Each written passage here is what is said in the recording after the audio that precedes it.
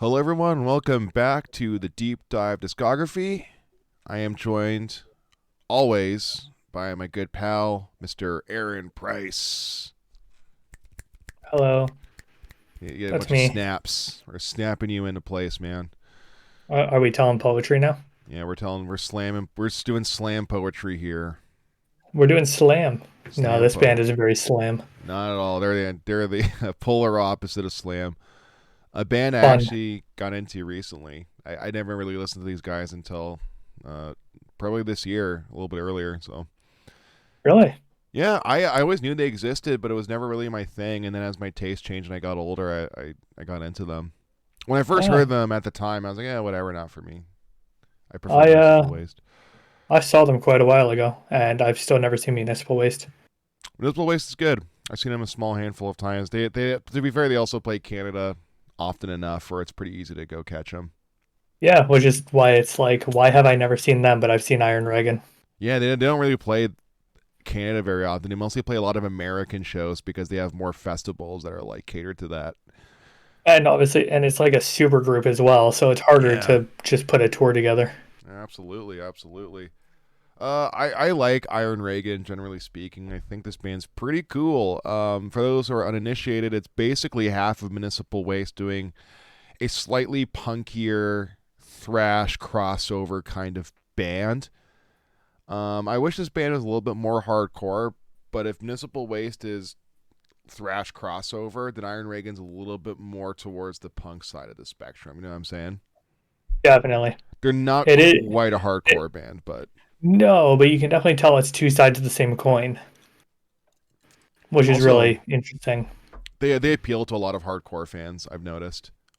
Yeah. When I talk to hardcore fans, people seem to be pretty jazzed on like Iron. Even Municipal Waste, they have a lot of crossover appeal too. But Iron Reagan does actually play the hardcore circuit. Like they actually do play those kind of festivals, and they play like shows with New York hardcore bands. Whereas Municipal Waste, they definitely don't really mingle. Their general audience is more towards the metal side of things. I've noticed. Yeah. Also, just trying to point out to continue to be weird, I've also seen Cannabis Corpse. I've never seen Municipal Waste. I've never seen Cannabis Corpse.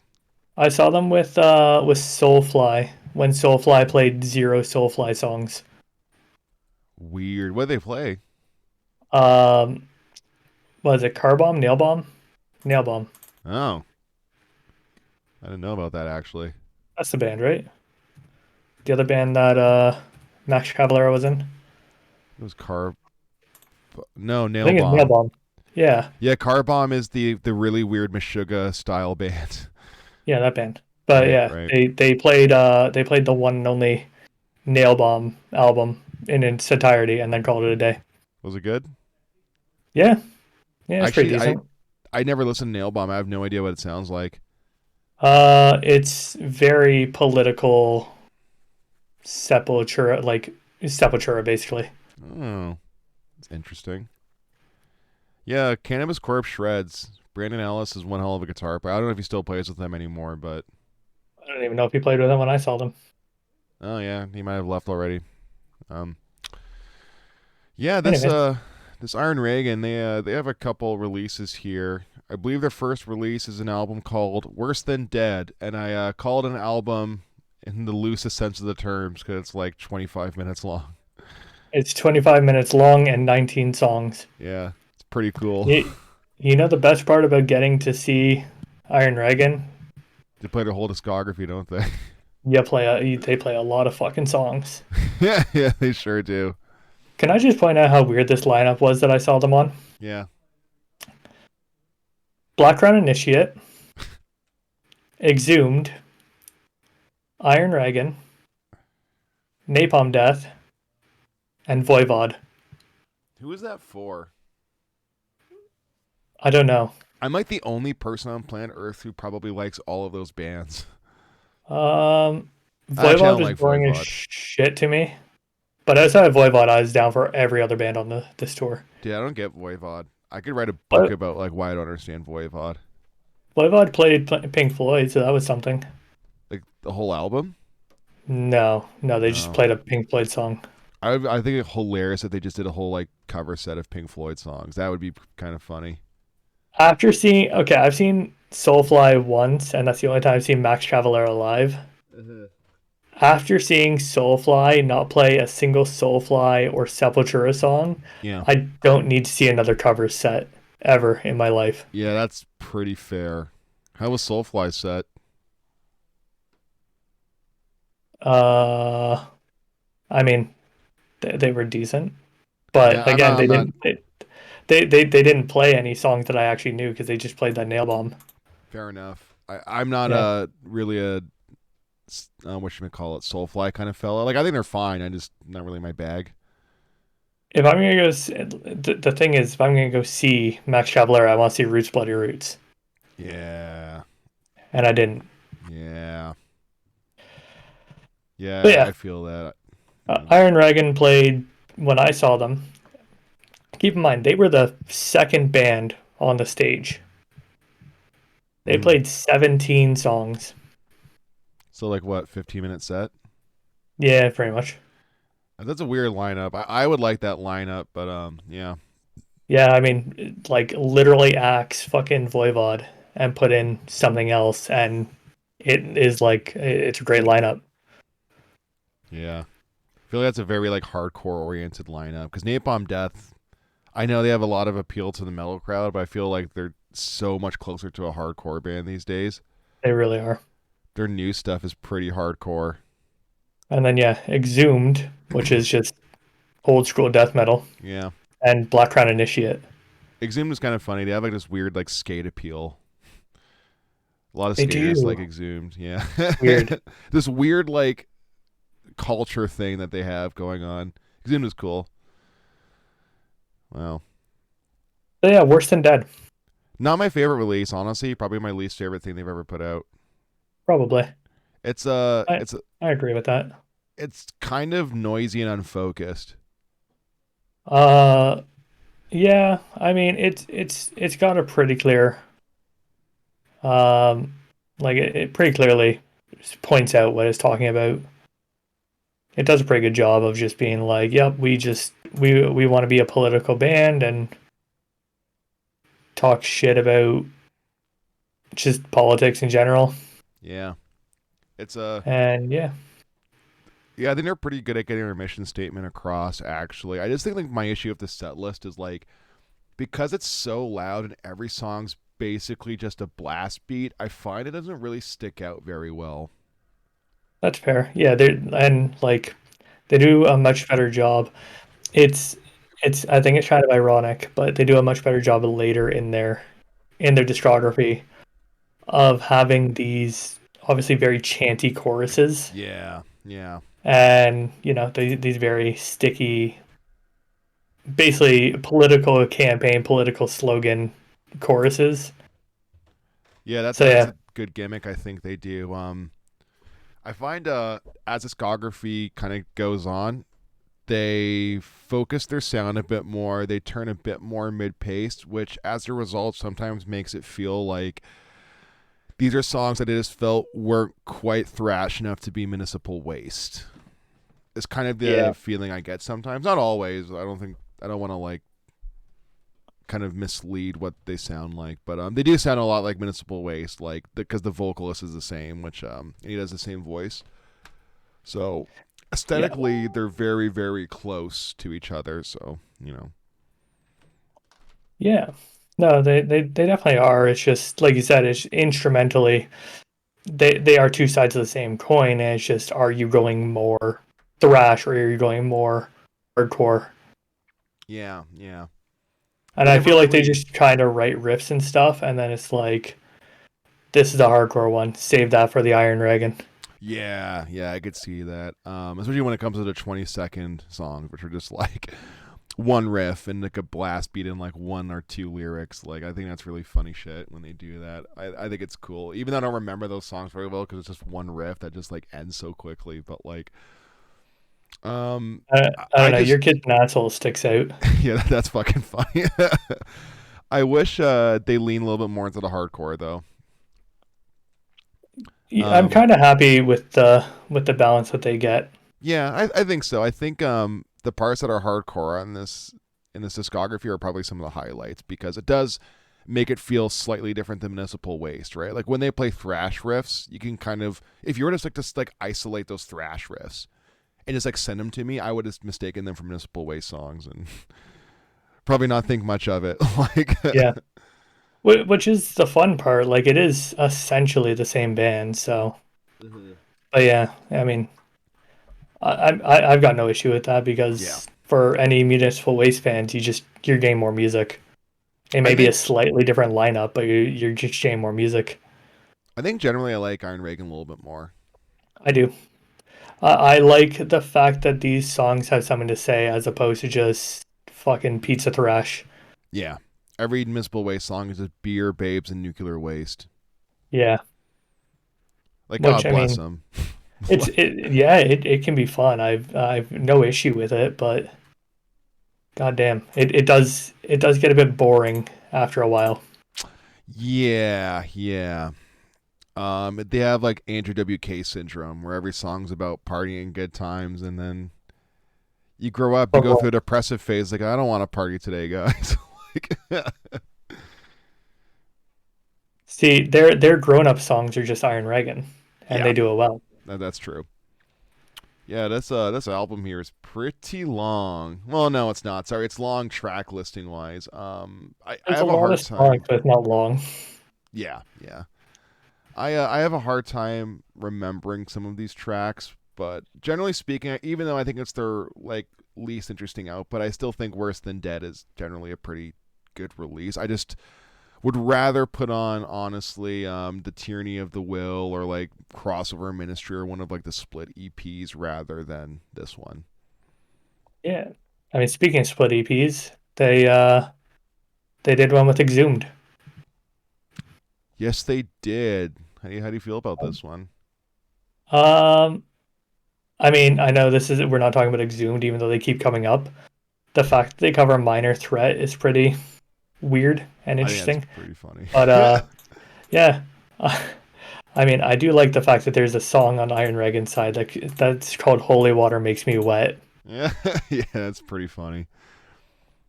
I mean, I think generally their splits are less political. I They're still political. They still follow the same track, but I feel like they're less political in a lot of in the actual like politics stance, and not like "Holy Water Makes Me Wet" being about obviously church and state and shit like that. yeah, yeah. I find there's something interesting about like their splits where it's like or sorry, their EPs rather, where I feel like the material always feels slightly different than the albums. And I can't put my finger on why. Maybe you're right that it is just like a little bit less political. Like for Yeah, example, yeah, you have Holy Water Makes Me Wet. You have another song called Gave Up on Giving a Fuck. Life Beater, like it's kind of different lyrical themes too. But also, I find the riffage. Some of the other material, like they have a split with Gatecreeper, for example, that we'll eventually talk about, and yeah, that one feels more riff oriented than some of their other material, for example. yeah, yeah. I don't know. It is interesting at the end of the day, just to see how they write and the kind of stuff they put into writing, Mm-hmm. and how they do think about who they're on a split with. You know, Yeah. going for something that is more about the church than it is about the current political state and whoever's president at the time makes sense on like what would you call Exhumed, because they're not just an old school death metal band. Yeah, They're they're like like they're like kind of death metal, kind of almost along the lines of what Napalm Death are. yeah, they're kind of grindy and like Kind of grindy. I think they tip. I think Napalm Death tip more into the hardcore, yeah, yeah. whereas Exhumed tip more into the death metal. Yeah, Exhumed is a funny band because like Gatecreeper, they have a lot of appeal to hardcore fans. And Yeah, I have a hard time analyzing that specific case. I'm not exactly sure why. I kind of hear it aesthetically. I don't know what it is. It's like there's a vibe where it's like the real death metal fans don't necessarily take Exhumed as seriously. I almost feel like Yeah, their imagery is kind of like exaggerated skate culture imagery. I don't know. It's kind of a weird, hard thing to put my finger on. I don't know. I mean, in fairness, like when I saw them, they had a dude dressed up as a doctor. He came out with a chainsaw, cut off somebody's hand, and basically like Guar style splashed the front of the crowd That's with pretty fake funny. blood. That's pretty cool. So, yeah, they are definitely more of like I can see them getting that kind of younger skater crowd. Yeah, yeah. They're a little bit like they're gore metal, but they're not very dark or serious. No, no, Way more like comedic in tone and just like yeah, like it's like spooky macabre as opposed to like dark and brooding yeah, kind of stuff. But yeah, I think generally speaking, Iron Reagan's really good at picking bands for splits. They really know their audience really well. And it's probably why I like Iron Reagan maybe more than Municipal Waste. I think like even though their music's sometimes a little bit unfocused, depending on the song, I think aesthetically they really nailed it. I love their album art and like the overall vibe they're putting down. I think it's great. Do you like this split EP? Like, do you like this material more than Worse Than Dead? Because I think I do. I can tell you're asking me a question, but everything is frozen. Can you hear me now? I'm assuming you can't hear me.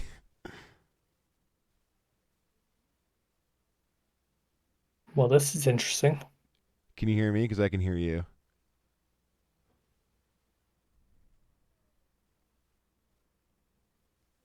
Hello, Can you hear me? I can hear you now. Holy crap. What Um, was? Did your internet just explode? I don't know because the entire time I heard you and you heard me. Or Huh. sorry, other way I around. like You didn't hear me, but I yeah. heard you and you were moving just Huh. fine. So I don't know what what happened there. Yeah, it's really weird. Anyways, I asked you, do you like this split EP material more than Worse Than Dead? No, Oh, okay. Yeah, fair enough. mine. I think like I still think it's fun, but I generally think that Worse Than Dead is still better. Worse Than Dead is a good release. Like I said, my least favorite, but it's still pretty good. I think How that do you Worse Than feel Dead's about spoiled? now you froze for me. Cool, cool.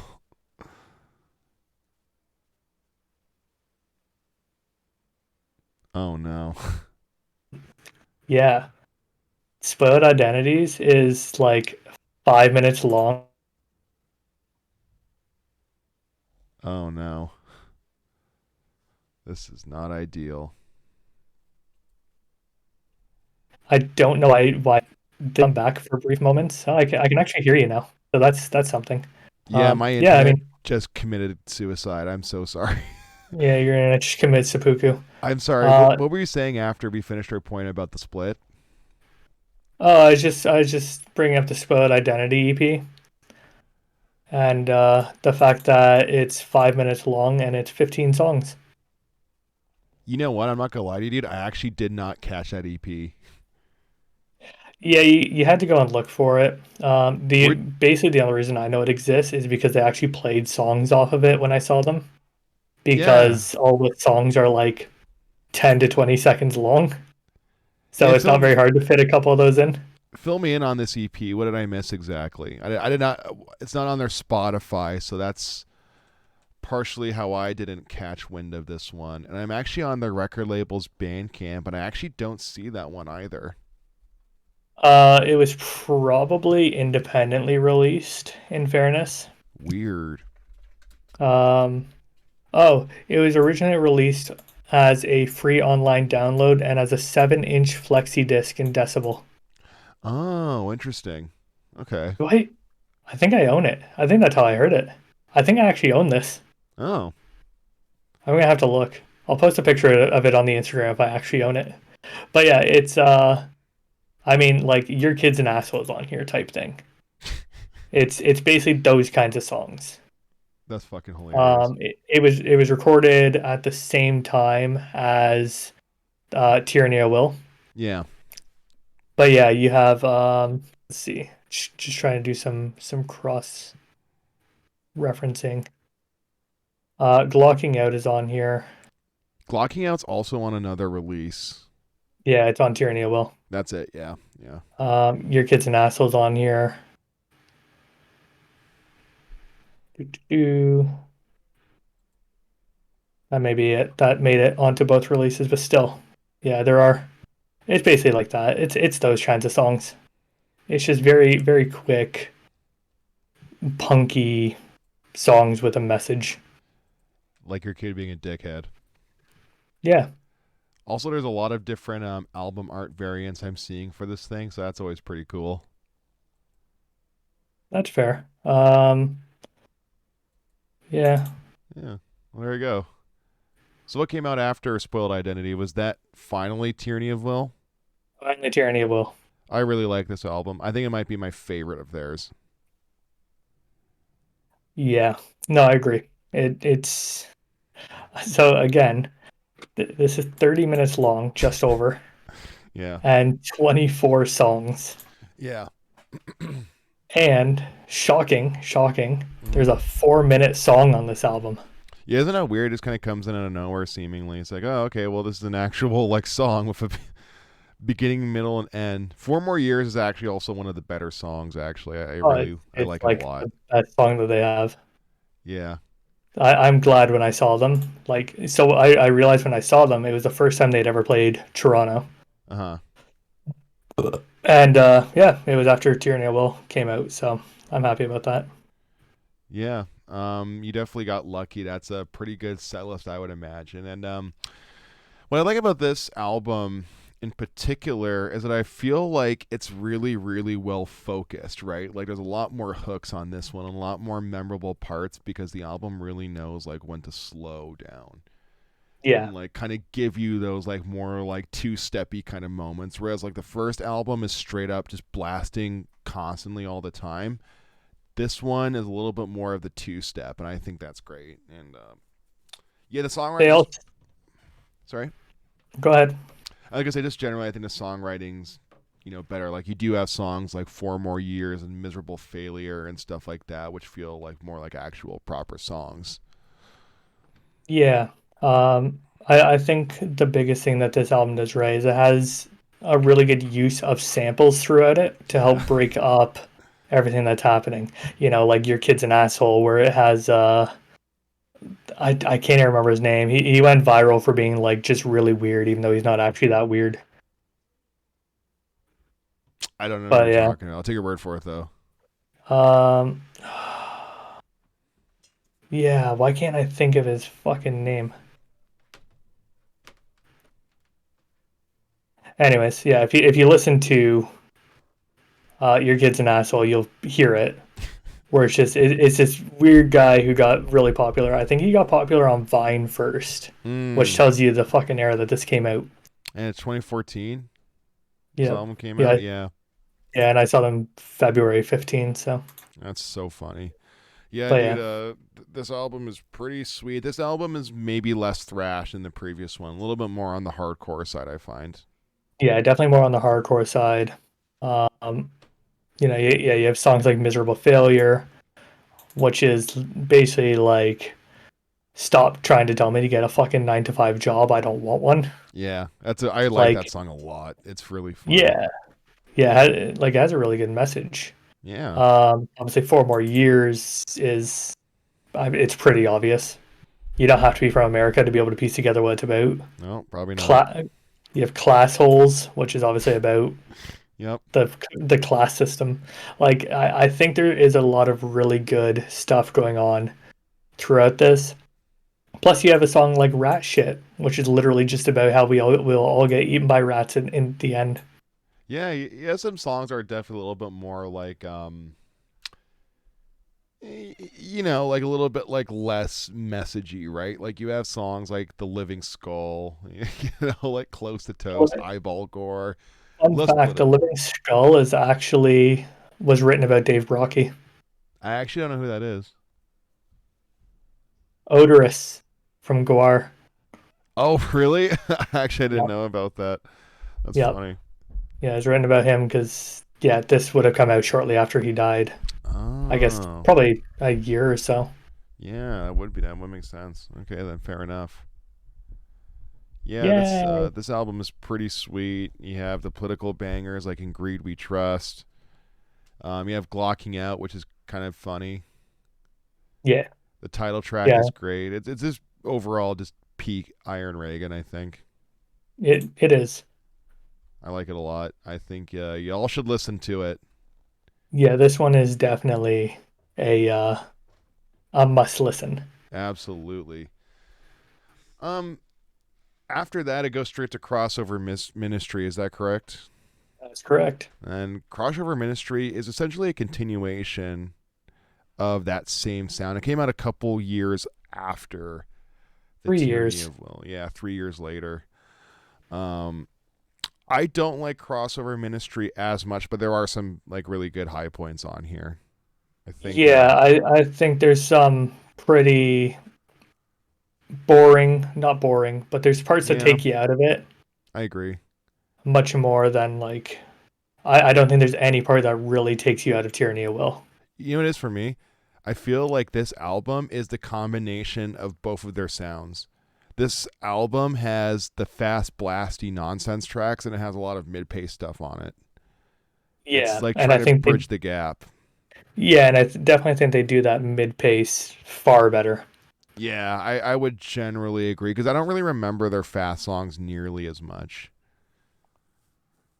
Yeah, it like because there's nothing to really remember. There's no hooks in there. Yeah, it's just blasting and screaming, and it's cool. It's just like I don't want to listen to that all the time. It would just be very monotonous and monotone, I think it's really essentially. weird. Yeah, These so specifically Tyranny of Will and Crossover Ministry were coming out in a time that SoundCloud was one of the best places to release singles. that's really funny. So was these singles released on a SoundCloud? Uh, A Dying World was released as a single through SoundCloud, That's so funny. followed by Grim Business and Bleed the Fifth. That's fucking hilarious. If only they knew where the tide was going, Fuck, it's so weird. right? Yeah, it's hard to But imagine. obviously, it's just like a lot like the last album. You do have songs like Bleed the Fifth, Dogs Not Gods, Mm-hmm. Eat or Be Eaten. Like there's some pretty obvious, um, you know, political statements to be Yeah. made. But then you also just have songs like "Fuck the Neighbors," which is just about hating the homeowners association, the HOA. Which also is like that's pretty political too. That's a very American problem. Yeah, yeah, I it don't really relate to is. that, but yeah, that's funny, and it starts off with a really like funny sound clip Yeah, of a like neighbor knocking on the door and being, "Hey, is the party gonna wrap up anytime soon?" And fuck the neighbors. It's how pretty dare you cool. tell me to keep my voice down at 5 a.m. Yeah, yeah, right. And Yeah, there's some nailed it. jokey songs on here like "The Power of the Skull," stuff like that. I wonder if the power of the scroll is the power of Gray Skull. I wonder. "Dead with My Friends" is pretty funny too. Yeah, "Bleed and the then like Fifth" is a great track. There's some yeah, weird. Actually, the one track I thought kind of weird on this one was "Mega Church." yeah, He almost kind of does like this, like I think he's trying to reference like heavy metal kind of style vocals, like early heavy metal vocals, where it's like pitched but it's kind of weird, kind of rough around the edges. yeah. Like it definitely has like some very old old school style of stuff Mm-hmm. of sounding. But yeah, it's it's weird. I agree. It's weird. It's not like there's no guess, right? Yeah. Oh yeah, there is. Oh, there is. Yeah, Andreas Sandberg. Who's that? I will tell you in a second because I don't know. Cool. See, No, this is why we should do our research. that's way too much requirement. It's way too much preparation. Damn it. Andreas Sandberg. Let's see. Let me make sure. Iron Reagan. Yup. He was in Doctor Living Dead, Negative Self, and he's in a band called Ouija Beard. So am I the only one who has no idea what the fuck any of that is? No, no, I have no idea. Well, there you go. I'm sure there's some like local to Virginia, so there you go. No, they're actually from Sweden. Even better. They're even on some like Swedish label I've never heard of. even better. Yeah, I think this is a pretty cool album. I generally It is a like pretty it. cool album. Yeah, yeah, I'm down for this album. Like I said, I would generally turn on the Tyranny of Willing beforehand, Yeah. but Yeah. yeah, I mean this one's a good mix of both worlds. I could see like a first time fan. I think that's a good place for them to start. Would actually be this album because it yeah, does have both of yeah. the sounds. Yeah, yeah. So, how do you feel about their split with Gatecreeper? It's really good. Actually, really good. I actually never heard of this EP. I didn't know this EP came out until I had to listen to it to prepare for this episode. I like it a lot. I think some of their better materials honestly on here, and even the Gatecreeper song too. I checked that one out. I thought it was really good. Yeah, I like how they have pretty much like the same length of, they have the same length on each side for their music. Yeah. But Iron Reagan have 5 songs and Gatecreeper have 3. Yeah, Gatecreeper tends to write actual songs, whereas Iron Yeah, Reagan has like spurts of ideas that you could loosely call music. um, yeah. yeah, But like, yeah, you've got stuff that is more, um, like that is a bit more thrashy yeah. and a bit That's more like heavy metal, like Paper Shredder. That really does fit on this record. And then you have stuff like Proudly Unaccountable, where it is a bit more hardcore. yeah. I find generally speaking that their EP material tends to be a little bit more riff oriented, a little bit more on the metal Yeah, side of things. But yeah, I yeah, because think obviously they are splitting with a metal band. yeah, and even then, like I know a lot of people talk shit about Gatecreeper. Um, they have a lot of Yeah, crossover appeal, like Iron Reagan, so they that's do. why I think they're very fitting to be in the same kind of circle as each other. But Which is yeah, weird. I don't really see Gatecreeper as having that crossover, but they yeah, really do. there actually is a huge debate in the hardcore world about whether or not Left Hand Path by Entombed is getting retconned as a hardcore album. Because do you know what Entombed Core is? Yeah, Yeah, yeah, so yeah. there's a shitload of hardcore bands that basically just do Entombed, and they're not considered death metal; they're considered hardcore. So now people are going retroactively back, say, okay, well, is now Entombed technically a hardcore band? And I'm gonna stay out of that debate. I'm just gonna like let I'm just everyone. gonna I'm just gonna point out if Entombed is now a hardcore band, Yeah, that makes early Dark Tranquility, In Flames, and Amon Amarth all hardcore I don't see the because connection. Entombed set off that whole Gothenburg melodic death Oh, I metal, see. Yeah. and Left Hand Path is obviously the key album to that. So any band that's ever been influenced by that is therefore now a hardcore or hardcore adjacent band. Well, you know what it is that because Entombed is so old, they played that kind of style of death metal that actually does still have like hardcore influence, Yeah, but go listen right? to Like Lunar Strain. I haven't listened to that in so long. It's been actually quite a while. I had to go back to that one. Lunar Strain, The Gallery from Dark Tranquility, like they're super, super influenced by Left Hand Path. I could And see Victorious March, or not Victorious March, One Step from the Golden Hall from Amon Amarth. if you retroactively rewrote in did we say In Flames? Was that who it was? No, Dark Tranquility as a hardcore band, I wouldn't complain. I would that would make sense to me. In the same way where it's like if you listen to like Darkest Hour, you go back to their first release, it's basically just metalcore. But it Yeah. got retconned as like melodic death metal, but it's straight up just a metalcore album. No, I know most people refer to it as a melodic metalcore album. Oh, do they? Okay, I Yeah, know like they have a lot of appeal to metalheads. That's why I was like, oh, they okay, do. weird. Yeah, And they do have a lot of crossover, but still. yeah. If you listen, do you know the band Harm's Way? Yeah, I've never actually listened to them though. Oh, okay, they're basically Entombed Core. You should check them out. Do you know who Fuming Mouth is? Yeah, They're basically Entombed Core. that's fair. Same with the very first ARM DP is very Entombed influence. I don't know. That again, that's a debate I don't really have much of a leg in, but yeah, a lot of hardcore dudes love Entombed. It's the funniest thing. It's just like, We really go off the rails. yeah, Today is not a day for paying attention. no, it's not. That's our ADHD talking. Oh, dark days ahead.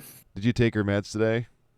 I don't. I No, I refuse the meds. Thanks. Okay, I took my meds today, and I'm still scatterbrain as fuck. Yeah, That's dark days okay. ahead. That's Next right. EP. Next EP, Darkest Days. Is Dark that days what it is? ahead. Dark days ahead. Dark days ahead. Dark days ahead, and the darkest days. This is a cool EP. I think it basically continues exactly what we heard from the previous split because they come out in the same year, so I assume they were written around the same time. See, I would love to know, but like first off, they were released on different record labels, probably because usually you don't have to put out EPs on the same record label as the one that Yeah. you're on. Um, but yeah, it's like I would love to know when it was recorded and if like they basically just took half the songs from Dark Days and were like, here you go, Gatecreeper. Here's your thing. Here you go, Relapse. Like there's our half of the split, and then just released the rest of their own. Who put out Dark Days Ahead? What label was that? Pop Wig Records. Say that one more time. Pop Wig Records. I'm actually not familiar with them. Are they a bigger label? Me either. This is the Weird. first I've heard of them. Yeah, well, fair enough then. They're an independent punk label. Oh, the plot thickens. You Interesting. know, I would just like to point out I'm not sure about this EP, but this is around the time where Iron Reagan started to get produced by Kurt Below, if you know who that is.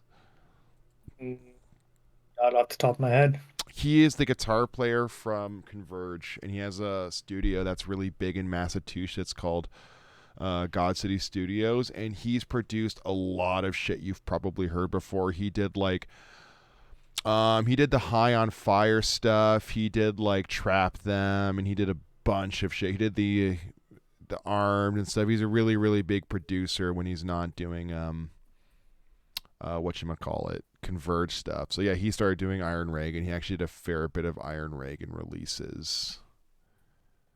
So Pop Wig after Iron Reagan also put out a couple Turnstile EPs. Really? Yeah. Oh, weird. Well, that's good for them because they're actually like getting some pretty sweet stuff on there. Yeah, this EP was mixed by Kurt Below. You can kind of tell because Kurt Below has like a very like noisy ass style. If you ever listen to Converge, you'd probably see that too. So Weirdly enough, I don't know if I have. yeah, I don't like Converge. Converge is one of those bands where people like talk about them like they're the second coming of Christ, and I can't do it. I really want to like Converge, I just don't get it. That's fair. In Yes, At the beginning of 2019, they released a single. they did. It's a good song. I like it a It lot. is a good song. And Yeah, this it's is the called Day part. Scream. This is actually the part of Iron Reagan's discography where it all kind of blends together for me. Admittedly, so To be like, fair, like Day Scream, Dark Days Ahead, and the Gatecreeper split probably all recorded in the same session and just released in, you know, steps. So it makes sense. yeah, yeah, I could see that. Yeah, I generally like They Scream. I don't know if it's one of their better songs per se, but I think it's on par with everything else. This is also the part of the discography where I think their output's really consistent.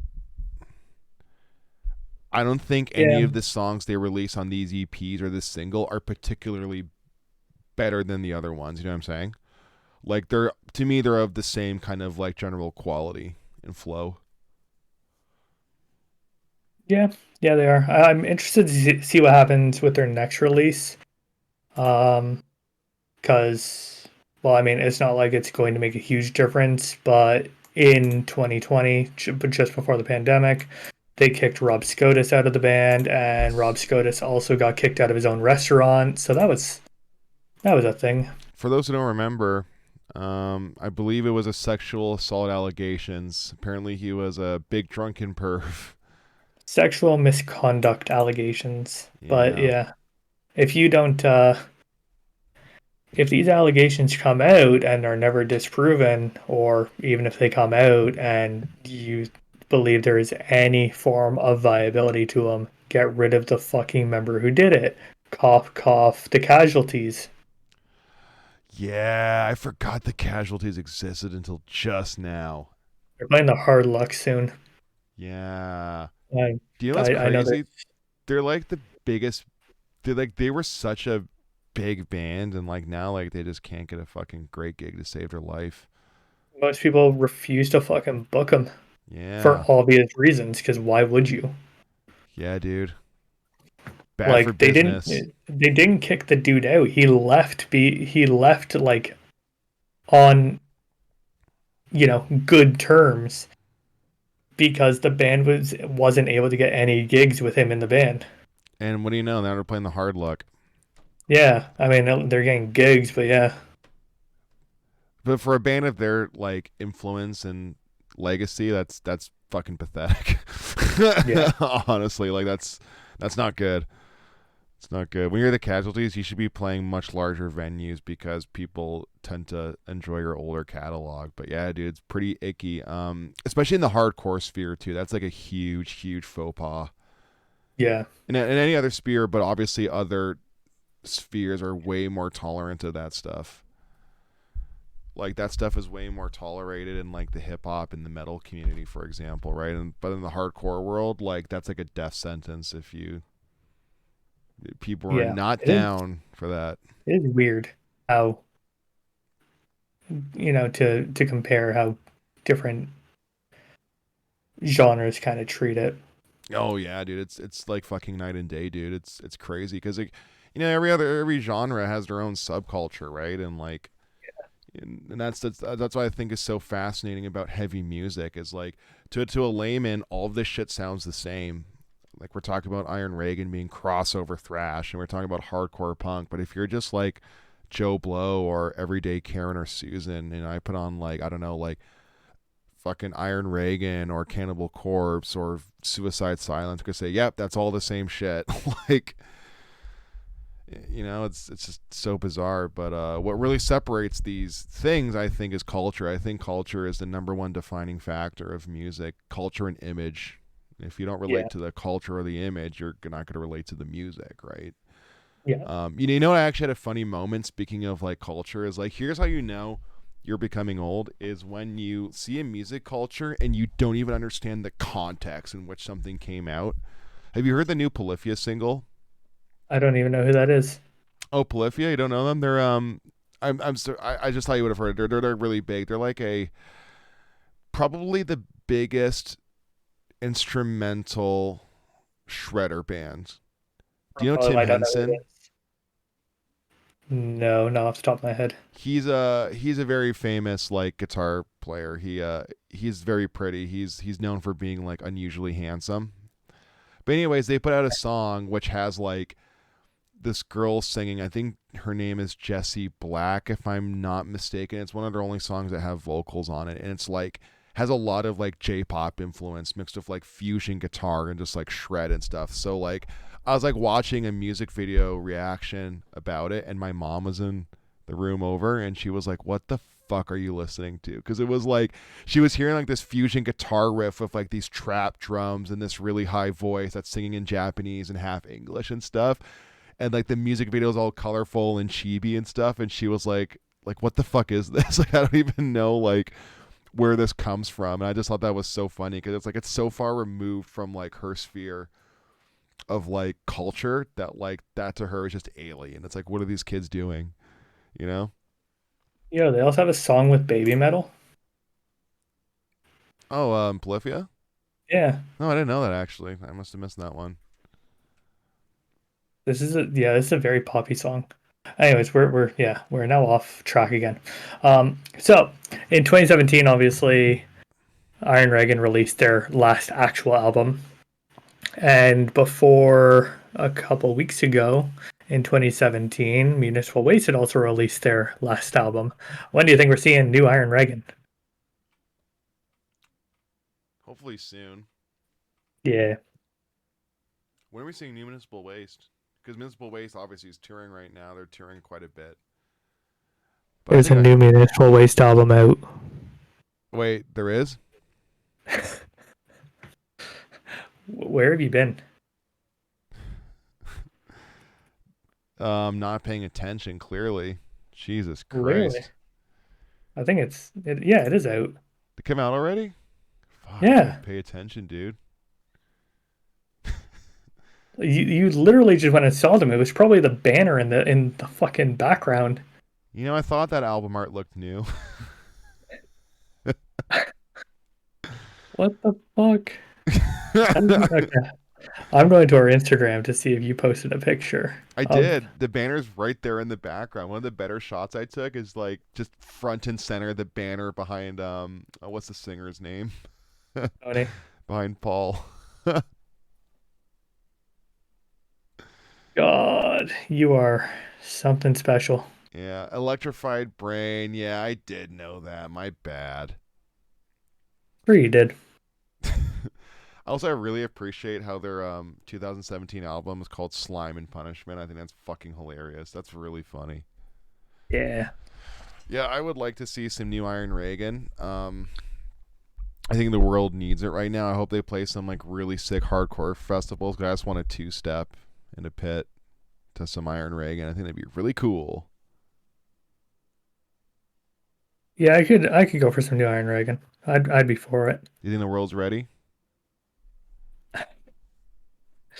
I want a new Iron Reagan that just goes into everything that's happened over the fucking course of the pandemic. Dude, I was gonna say, man, if they were to write a new album, it would just be the wokest shit of all time because it would just be like telling off the entire world all at once. Like it would be so wild.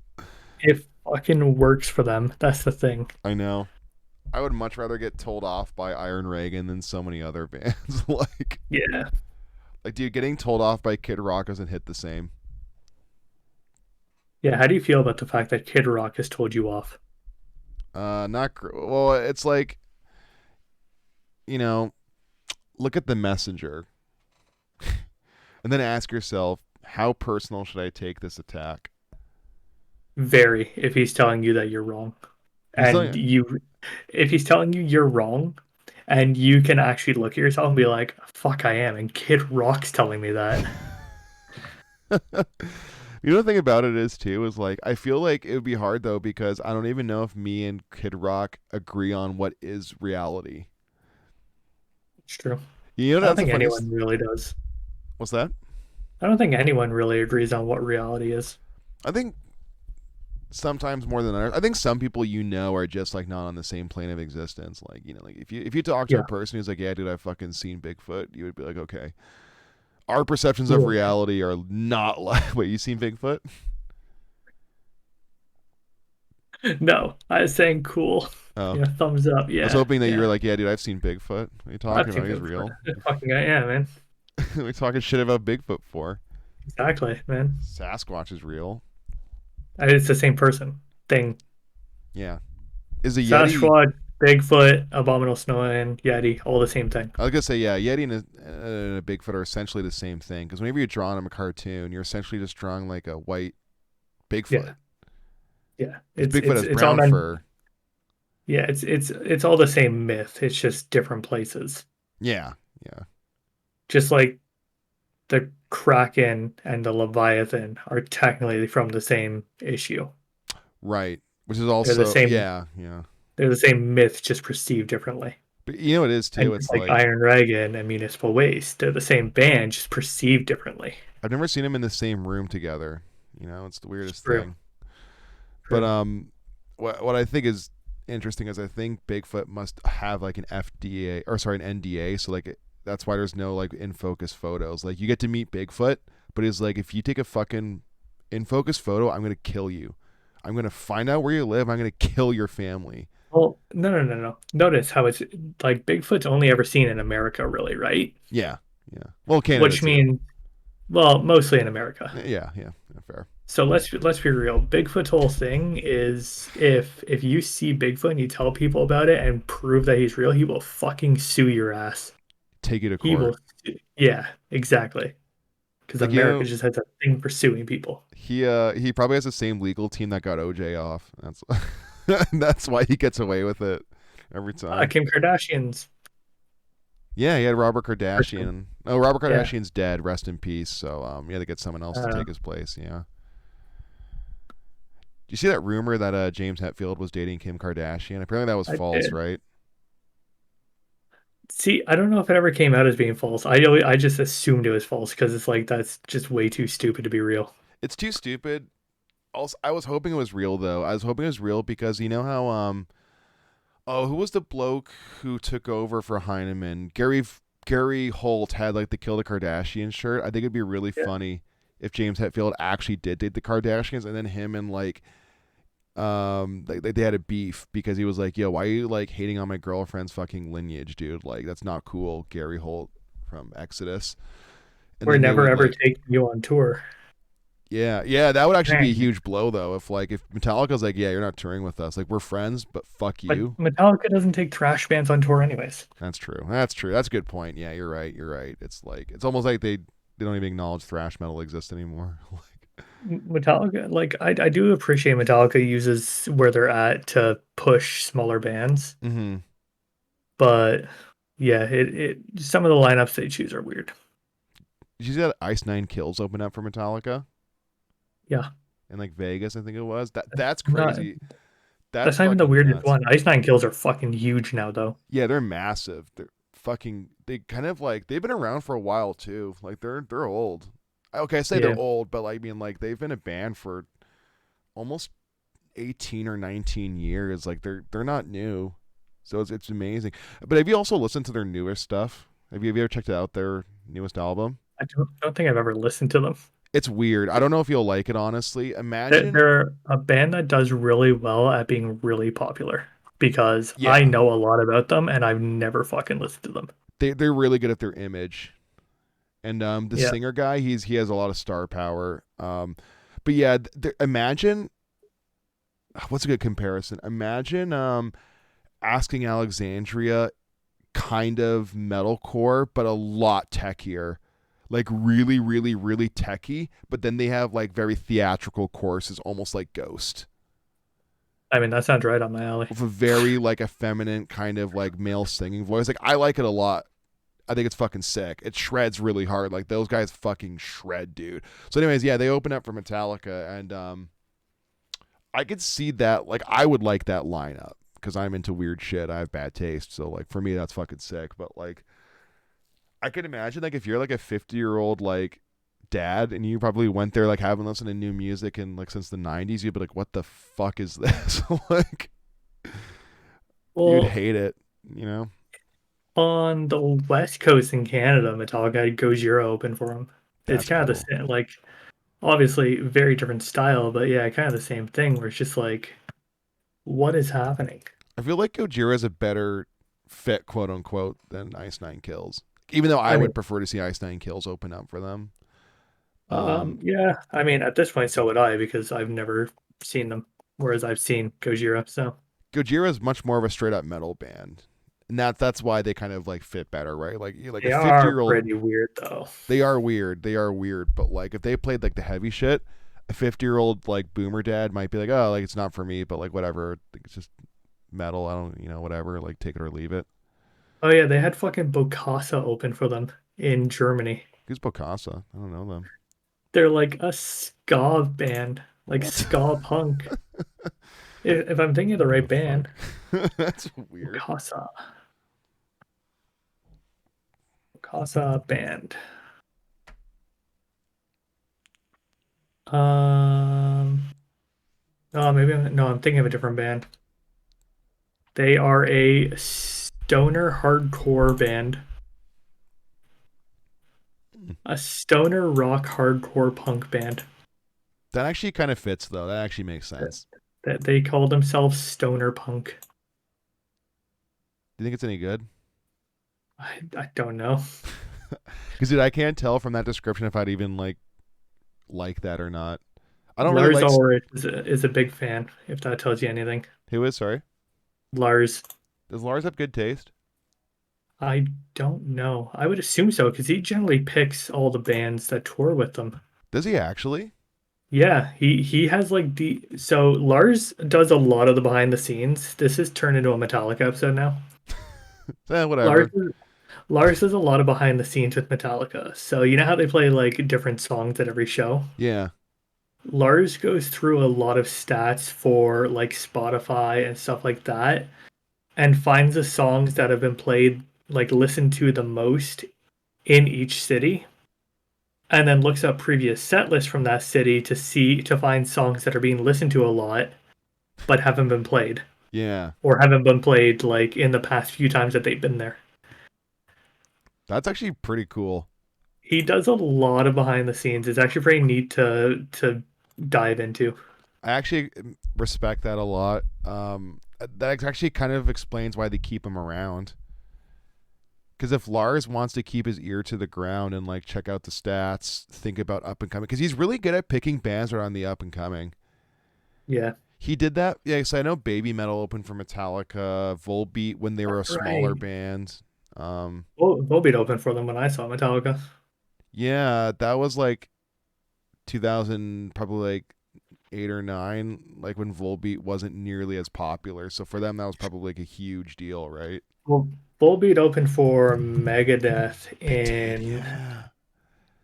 We what were was at that? that show 2000? together in Hamilton. Well, we weren't, sorry, we didn't know each other, but we were both Yeah, attending separately. Yeah, yeah. yeah. With So that Motorhead and Motorhead, Lacuna Coil. Lacuna Coil, that was it. Yeah, Volbeat and Mega. What a weird lineup, eh? I was all for that lineup. Now I am in retrospect. I had floor I tickets like to that one. It was pretty cool. so did I, Yeah, it was fun. That was a cool show. because I was caught right in the middle of that fucking pit when Volbeat decided to play Raining Blood.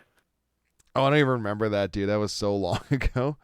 Yeah, That was they like, like the entire floor turned into a goddamn pit, and I was like stood right in the center. Thanks to it, I got really close to the stage. yeah, yeah. I guess you would get pushed So over. yeah, yeah, it pushed me like quite close, maybe like 4 or 5 rows back from the stage for Motorhead and and Megadeth. So That's pretty wild, dude. Yeah, speaking of weird lineups, this week I'm going to be seeing in Toronto. I'm going to the Knocked Loose, Dying Fetus, Terror, and Omerta show. Do you know Omerta by I've chance? heard of them. They're like really fucked up, dissonant ass hardcore. And then you have Terror, which are like, hardcore legends. Dying Fetus, and then Knock Loose. And that's something I've noticed about Dying Fetus. They play with a lot of hardcore bands these days. I do. I like that. But here's the thing: Dying Fetus, like Gatecreeper, has a lot of hardcore fans. But Yeah, I don't. Like. I understand that there's crossover between like metal and hardcore, but like, it's weird how much some bands have that crossover over some others.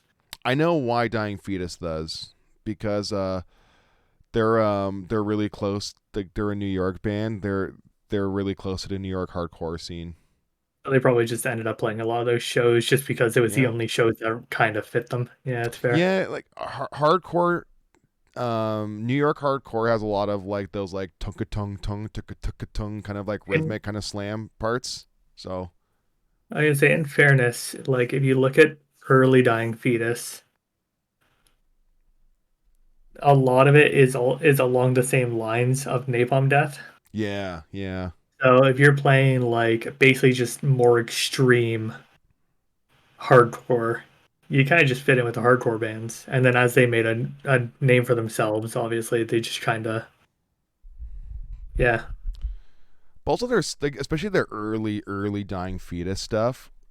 A lot of their imagery is very like street oriented, like street crime kind of lyrics and stuff like that. Because like most death metal is all Yeah. about like the macabre guts and whatever the fucks. Dying Fetus has like songs like basically just like saying like fuck you, we're gonna fight.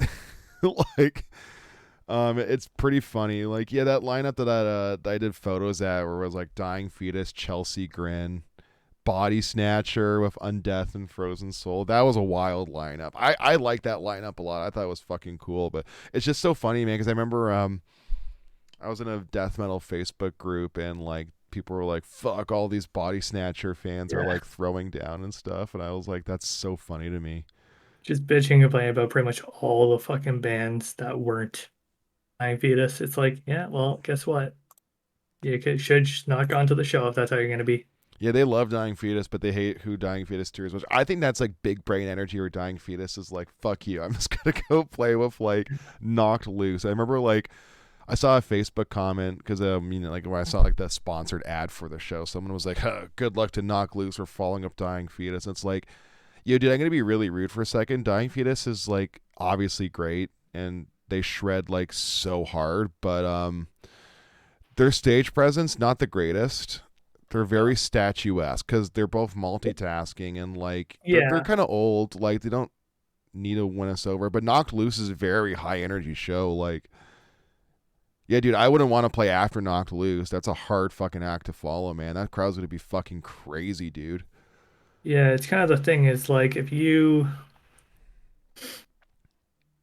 do play an instrument and vocals, you don't really have much choice but to stand in front of a microphone while you play. And pretty much everyone in the band does vocals. So, Yeah, yeah, pretty much. And the drummer's not moving around. anyways, you guys should listen to Iron Reagan. Yeah, Iron Reagan's They're sweet. good.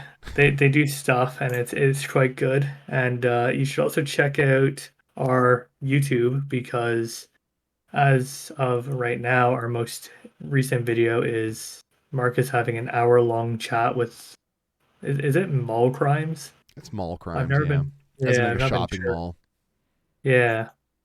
They're just Yeah, called Mark because they have the V instead of an A. yeah. It makes me want to say mull. As I asked Jill, the first thing I asked her was like, "Is it mole or mole crimes?" So But yeah, you should go check out our thing because we also have an interview from the Who up there. Not the Who as in H or WHO, yeah, that old band. The Who as in HU, the Mongolian band who plays Mongolian metal, and they don't speak it was English, yeah, as it was everyone found interesting out. to to talk with a translator. Thought But that was yeah, pretty cool. So there you go. We have some cool stuff down the pike. Show reviews coming soon, photos coming soon. Check out our Patreon, follow us on Facebook, Instagram, listen to Iron Reagan, Dying Fetus, and fuck it, Ice Nine Kills. Why not? Try something new, damn it. but specifically listen to Iron Reagan because that's who Listen we to Iron talked Reagan. about. Yeah, yeah, it is because like we just talked about them. Like we just told you they're a good band. Go fucking listen to them. Yeah. You dink. You Okay, fraud. bye. Goodbye.